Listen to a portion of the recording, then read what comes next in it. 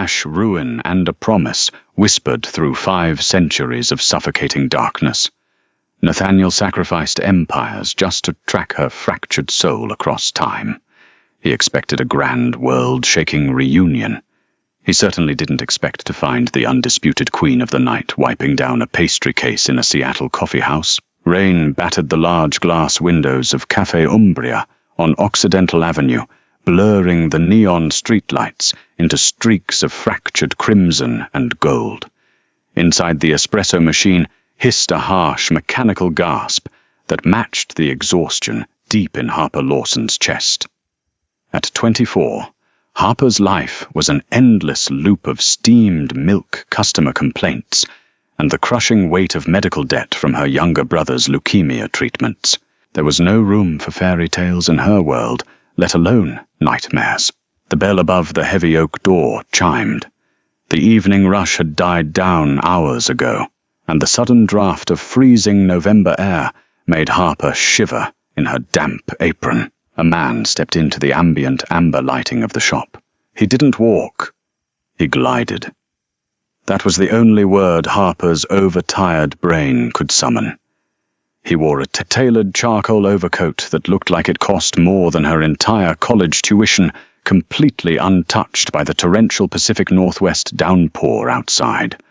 His dark hair was immaculately styled, but it was his face that made Harper freeze with a ceramic mug halfway to the sink. He possessed a brutal, aristocratic beauty. High, sharp cheekbones, a jawline carved from marble, and eyes the color of bruised violets. Those eyes locked onto her instantly, and the world seemed to stop spinning. The ambient jazz music playing over the speakers faded into a dull hum. Harper's breath caught in her throat.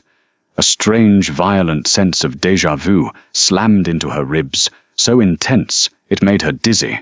Nathaniel Reed stood perfectly still, his heart dormant for the better part of a decade, giving a singular, agonizing thud against his sternum. 502 years he had walked through the ashes of London in 1666, stood on the blood-soaked fields of Gettysburg, and built a multi-billion-dollar logistics empire in the modern era, all while hollowed out by grief.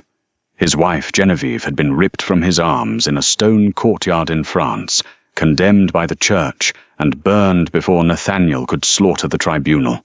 For 5 centuries, he had hunted for her reincarnation. He had hired psychics trackers and private investigators, enduring decades of false hope and crushing disappointment. And now here she was, smelling of roasted Arabica beans, cheap vanilla perfume, and the unmistakable, intoxicating undercurrent of wildflowers and rain that belonged only to Genevieve.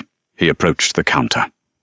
Every instinct in his predatory nature screamed at him to vault the polished wood, claim her, and tear apart anyone who looked at her. He forced his hands deep into his coat pockets, his knuckles turning white to suppress the violent trembling in his immortal limbs. "Can I—" Harper swallowed hard, her voice betraying a slight tremor. She wiped her hands on a bar towel, suddenly hyper-aware of the dark circles under her eyes and the coffee stain on her collar. "Can I help you, sir?" "A black coffee," Nathaniel said. His voice was a dark, resonant baritone that sent a literal shockwave of static electricity down Harper's spine. "No sugar, no cream." "Right, of course." Harper turned to the drip machine, her hands shaking so badly she fumbled the paper cup. As she poured, she felt the oppressive weight of his gaze. It wasn't the creepy, leering stare of a late-night regular. It was something heavier. It felt like worship. It felt like possession. She placed the cup on the counter. "That'll be $3.50. Nathaniel withdrew a sleek, matte black leather wallet and placed a crisp $100 bill on the counter. His fingers, clad in thin leather gloves, brushed against Harper's bare skin. A jolt of sheer, freezing electricity snapped between them. Harper gasped, snatching her hand back, knocking the paper cup. Hot coffee spilled across the counter, splashing onto Nathaniel's expensive coat. "Oh my God!" Harper panicked, grabbing a fistful of napkins. "I'm so sorry. I'm so clumsy. Leave it," Nathaniel commanded, his voice unnervingly calm. He didn't even glance at the scalding liquid soaking into his sleeve.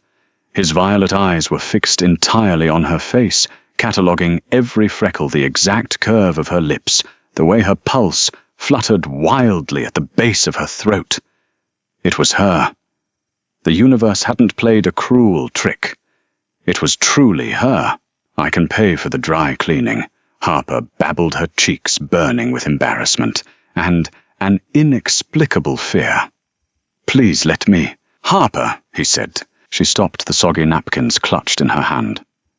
"How do you know my name?" Nathaniel glanced down at the green plastic name tag pinned to her apron. "Your tag?" "Right," she breathed, feeling incredibly stupid. "Look, take the change at least." "Keep it," Nathaniel replied softly. "You need it more than I do." Before she could process the strange weight of that statement, he turned and walked out into the pouring rain, leaving the coffee untouched. Harper stood frozen behind the counter for a long time. When she finally went to clear the mess, she noticed he had left something else beside the $100 bill. It was a heavy silver coin, deeply tarnished, bearing the crest of a wolf tangled in thorns. A crest from the 1500s. That night, in her cramped, drafty apartment in Capitol Hill, Harper didn't sleep. Every time she closed her eyes, she didn't see the peeling wallpaper of her bedroom. She saw a massive stone fireplace. She smelled wood smoke and blood. And she heard a man screaming her name with a voice that sounded exactly like the stranger from the coffee shop. By Friday, Harper was convinced she was losing her mind. The stranger hadn't returned to Cafe Umbria, but his presence lingered like a ghost. Harper found herself constantly looking at the door, her heart doing a frantic stutter every time the bell chimed. The silver coin sat on her nightstand, cold to the touch and impossibly heavy. When she tried to look up the crest on the internet, she found nothing but obscure references to a defunct French bloodline that was wiped out in the 16th century. But the stranger was the least of her immediate problems. Someone was following her. It started subtly. A dark grey sedan parked idling across the street from her apartment building. A man in a tan trench coat pretending to read a newspaper at the bus stop, his eyes always tracking her movements. Harper, hardened by years of living in the city, knew the signs of a stalker. She gripped her pepper spray tight in her pocket every time she walked home. On a bitterly cold Tuesday night, her shift ended at 11:30 p.m. The streets were dead, the rain having turned into a sharp, icy sleet. Harper decided to take the shortcut through the alley behind the Pioneer Square brick buildings to catch the last light rail train. It was a mistake she realized the moment the shadows swallowed her. Footsteps echoed behind her, heavy, deliberate. Harper quickened her pace, her boots splashing in the freezing puddles. The footsteps matched her rhythm. She pulled the pepper spray from her pocket, her thumb resting on the safety. "Harper Lawson," a voice rasped. She spun around. Standing under a flickering sodium light was the man in the tan trench coat. Up close, he looked rough, his face scarred, his eyes wild and bloodshot. But it was the object in his hand that made Harper's blood run cold. It wasn't a gun. It was an intricately carved, silver-bladed dagger glowing faintly under the street lamp. "Who are you? What do you want?" Harper yelled, holding up the pepper spray. "Stay back. I swear I'll spray you." The man laughed, a dry, rattling sound. "Mace won't stop a hunter, girl. I know what you are. Or rather, I know what he thinks you are. The Crescent Order pays a premium for leverage against the immortal king." "What the hell are you talking about? I'm a barista," she screamed, backing away. "You're bait!" the man sneered, lunging forward with terrifying speed. Harper squeezed the trigger on the pepper spray, but the man swatted it away, as if it were a toy, the canister clattering uselessly against the brick wall. He grabbed her by the throat, slamming her hard against the cold, wet masonry. The air exploded from her lungs. Black spots danced in her vision as the cold edge of the silver blade pressed against her cheek, Let's see how fast he comes when he smells your blood, the hunter hissed. Suddenly the air in the alley dropped 20 degrees. The shadows themselves seemed to writhe and detach from the walls. The hunter didn't even have time to turn his head. A blur of charcoal and violent motion slammed into the man. The force of the impact created a sickening crunch of bone. Harper fell to her knees, gasping for air, clutching her bruised throat. Through the icy rain, she watched a nightmare unfold. The stranger from the coffee shop, Nathaniel, had the hunter, pinned by the throat against the opposite wall, holding him 3 feet off the ground with a single hand. Nathaniel's face had changed. The aristocratic veneer was gone, replaced by a mask of pure ancient fury. His jaw was unhinged slightly, and terrifying, elongated fangs gleamed in the dim light. The veins under his eyes were pitch black, pulsing with a demonic rhythm. Declan Walsh. Nathaniel's voice was no longer human. It was the sound of grinding tectonic plates. "You dare touch what is mine, the hunter." Declan clawed frantically at Nathaniel's iron grip, his legs kicking in the empty air. She is nothing. You're a fool, Reed. I am your death," Nathaniel whispered. With a horrifyingly casual flick of his wrist, he snapped Declan's neck. The crack echoed loudly in the narrow alley. Nathaniel dropped the lifeless body into a puddle, ignoring the way the silver dagger clattered across the pavement. Harper scrambled backward, her hand scraping against the rough asphalt, a scream locked tight in her throat. She couldn't breathe. Monsters were real. Vampires were real. And one of them was turning to look at her. Nathaniel's demonic features slowly receded. The black veins faded, the fangs retracted, and the smooth, tragically beautiful face of the billionaire returned. He stepped toward her, his movements slow, telegraphing his intent so as not to startle her further. He took off his expensive overcoat and knelt in the freezing puddle, wrapping it gently around her trembling shoulders. "Do not fear me," he pleaded, his voice breaking slightly. The immense vulnerability in his tone completely contradicted the brutal murder he had just committed. "Please, Genevieve, look at me." My name is Harper," she sobbed, pulling the coat tight around herself, overwhelmed by the scent of cedar and ozone. What was that?" "I am the man who has spent 5 centuries looking for you," Nathaniel said, softly reaching out to gently touch the red mark on her neck where the hunter had gripped her. His cold fingers instantly soothed the burning pain. "Come with me. I will explain everything, but you are no longer safe here, too exhausted, terrified, and oddly mesmerized to refuse." Harper let him lift her into his arms as if she weighed nothing. He carried her to a sleek black Rolls-Royce waiting at the edge of the alley. 20 minutes later, Harper was sitting on a velvet sofa in a penthouse that overlooked the entire Seattle skyline. The luxury of the space was dizzying, vaulted ceilings, modern art, and a massive fireplace that crackled with a roaring fire. A private doctor, a discreet man on Nathaniel's payroll, had already checked her throat and left. Nathaniel walked into the room holding a glass of amber liquid. He handed it to her. "Drink. It's bourbon. It will calm your nerves." Harper took a sip, the alcohol burning a welcome trail down her throat. She looked at him, standing by the floor-to-ceiling windows, staring out at the city. "You called me Genevieve." Nathaniel turned, his violet eyes locking onto hers.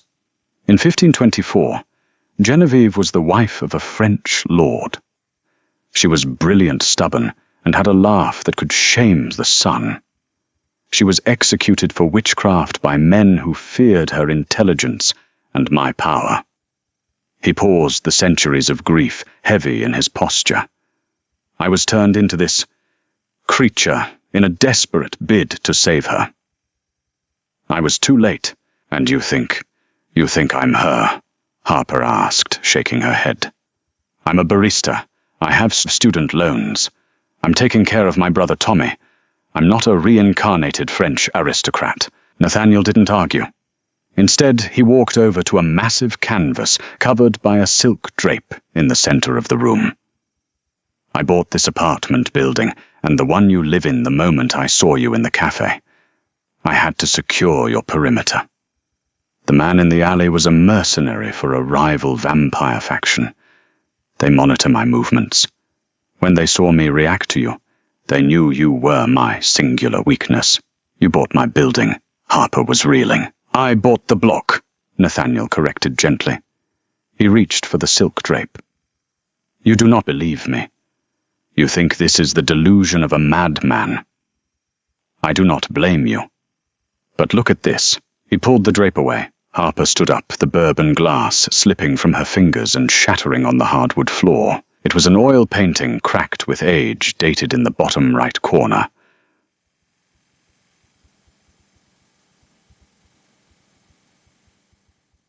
It was a portrait of a woman standing in a lush garden.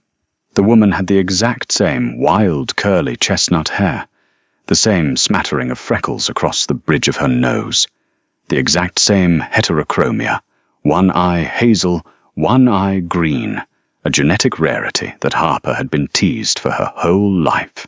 But it wasn't just the face that made Harper's knees give out. The woman in the centuries-old painting was wearing a dark green velvet dress with silver embroidery climbing up the bodice like ivy. Harper began to hyperventilate. She stumbled backward until her back hit the stone mantelpiece. Just yesterday, during her break at the coffee shop, she had been sketching in her notebook.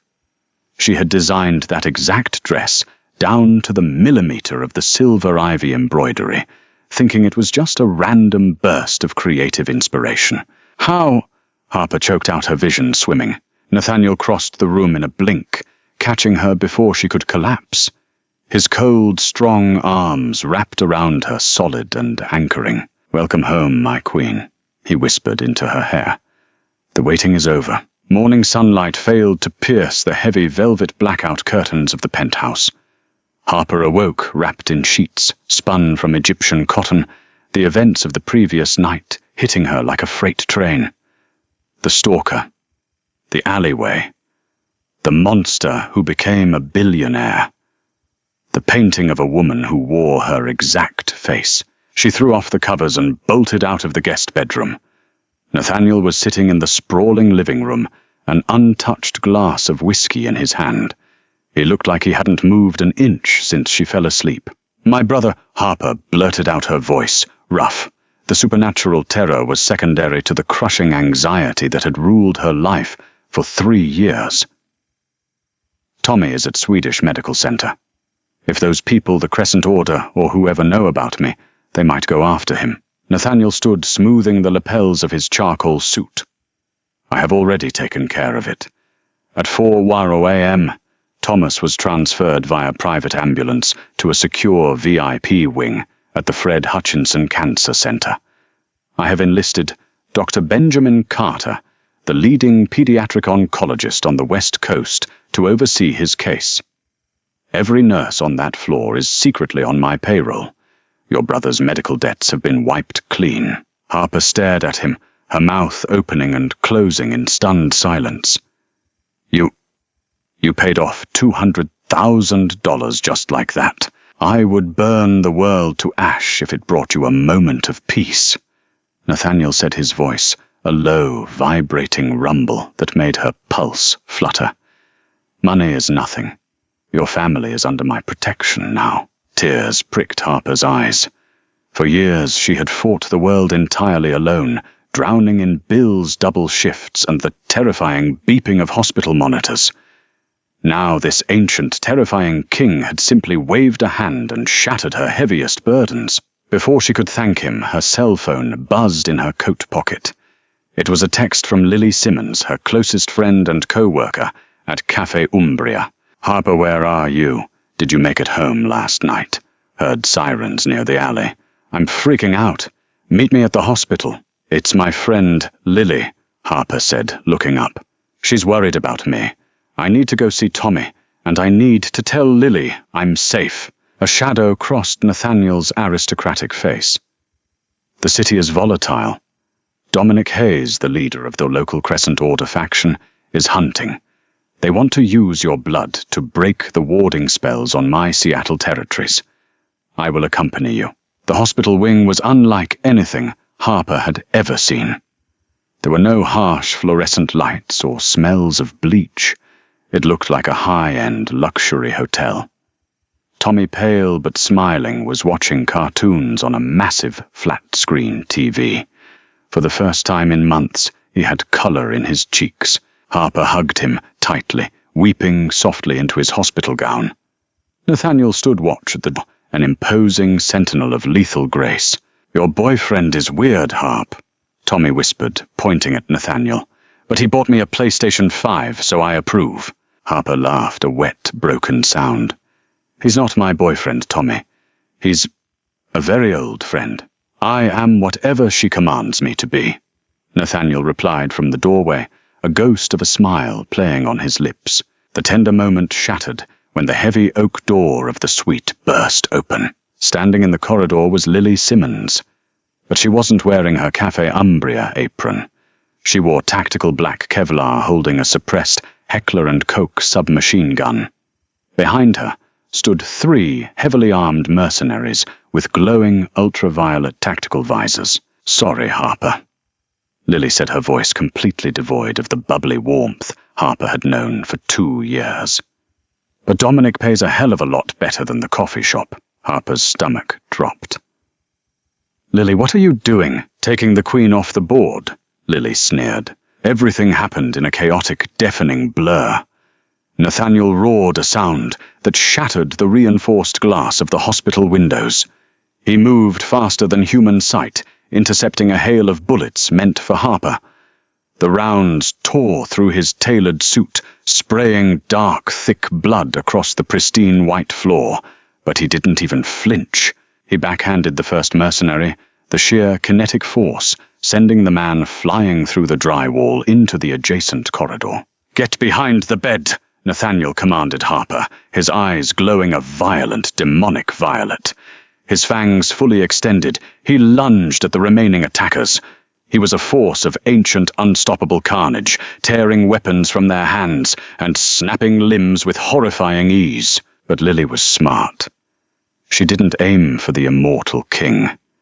She aimed for the human boy on the bed. She raised her weapon toward Tommy. "No!" Harper screamed. Without thinking, driven by a primal instinct older than time itself, Harper threw herself across her brother's fragile body, just as Lily pulled the trigger. The impact felt like being struck by a sledgehammer. 3 rounds caught Harper in the torso, punching through her ribs and collapsing her left lung.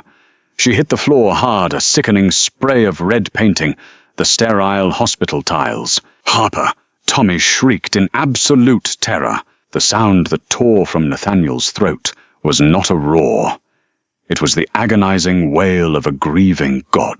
He materialized in front of Lily, his hand plunging straight through her Kevlar vest and into her chest cavity. He ripped her heart out in a shower of gore, discarding her lifeless body like trash. The remaining mercenaries fled in sheer, pants-wetting terror, but Nathaniel didn't pursue them. He dropped to his knees, sliding across the bloody floor to gather Harper into his arms. "No, no, no!" Nathaniel chanted, his cold hands pressing desperately against the gaping wounds in her chest. Blood bubbled past Harper's lips. "Genevieve, please. Not again. I cannot watch you die again." Harper looked up at the ceiling, her vision blurring at the edges. The agonizing pain in her chest was slowly being replaced by a strange, numb warmth. And then the dam broke. Memories that did not belong to Harper Lawson flooded her dying brain. She saw cobblestone streets in a French village. She smelled the heavy scent of lavender and impending rain. She saw Nathaniel dressed in a sweeping velvet cloak, offering her a stolen white rose in the shadow of a cathedral. She remembered the heat of the flames licking at her boots as the inquisitors chanted in Latin. She remembered his agonizing scream as he watched her burn. "I will find you," his voice echoed in her mind, crossing centuries of time. "Even if I must tear heaven and hell apart." "Nathaniel," she whispered. But it wasn't Harper's cadence. It was an older, refined accent. She reached up her bloody fingers, tracing the sharp curve of his jaw. You took entirely too long to find me, my love." Nathaniel gasped, tears of blood tracking down his pale cheeks. "Genevieve, you remember." "I remember everything." She smiled weakly, her breathing growing incredibly shallow. "But I am dying, Nathaniel. It hurts. I can save you," he pleaded, pressing his forehead against hers. "I can give you the dark gift. But you must choose it. I will not damn you without your consent. Choose to stay with me." Harper looked past his shoulder to where Tommy was cowering on the bed, terrified but unharmed. She had fought so hard for this life. She had fought to keep her brother safe. But the ancient soul inside her knew that her destiny was not to die on a linoleum floor. She was a queen, and her king was waiting.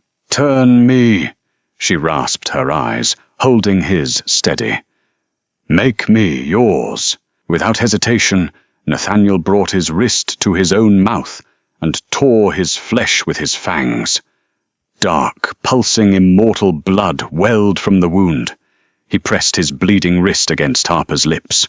"Drink, my queen," he commanded softly. Harper drank. The vampire blood hit her system like liquid fire. It burned through her collapsing veins, incinerating her mortality. Her spine arched as her heart gave one final violent spasm, stopped completely, and then roared back to life with a terrifying rhythmic thud. The pain vanished. Her wounds knit together in seconds, the bullets pushing out of her flesh and clattering onto the floor. Harper opened her eyes. The world had shifted. She could hear the frantic beating of Tommy's heart across the room. She could see the microscopic dust motes dancing in the air. She sat up, power coursing through her newly immortal limbs. She looked down at her blood-soaked hands, then up at Nathaniel.